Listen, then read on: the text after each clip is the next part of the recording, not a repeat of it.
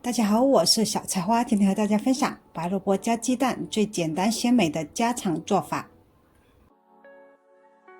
中等大小的萝卜一个，给萝卜去皮。冬天的萝卜最甜，用最简单的食材就能做出最美味萝卜汤。萝卜去完皮，洗干净，去掉头尾。接着把萝卜切成片，然后把切好的萝卜片叠加在一起，再切成萝卜丝。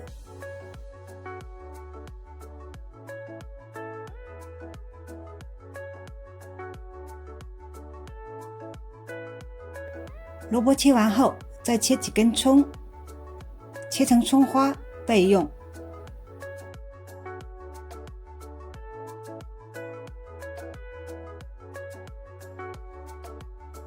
热锅下少许油，把切好的萝卜丝倒入锅中，翻炒片刻，可以去除萝卜的辛辣味。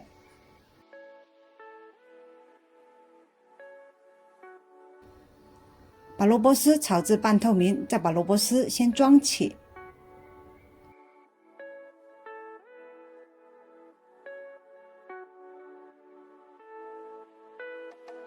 另起锅，热锅下油，打入3个鸡蛋，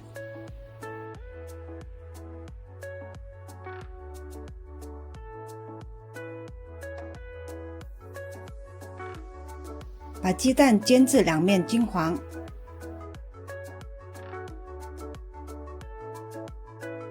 再倒入适量的开水，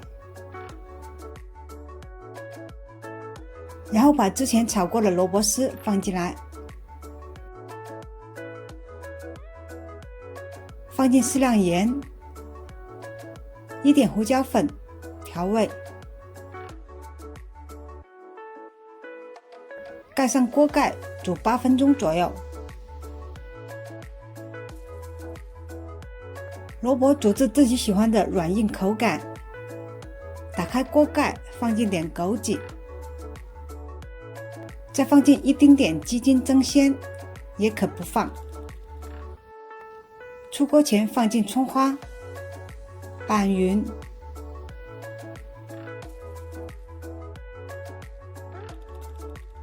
出锅。冬天来一碗热乎乎、做法又简单的萝卜汤，暖身又暖胃。今天特别鲜美，天天喝不腻的萝卜鸡蛋汤就做好了。喜欢我的视频，欢迎分享、点赞、关注。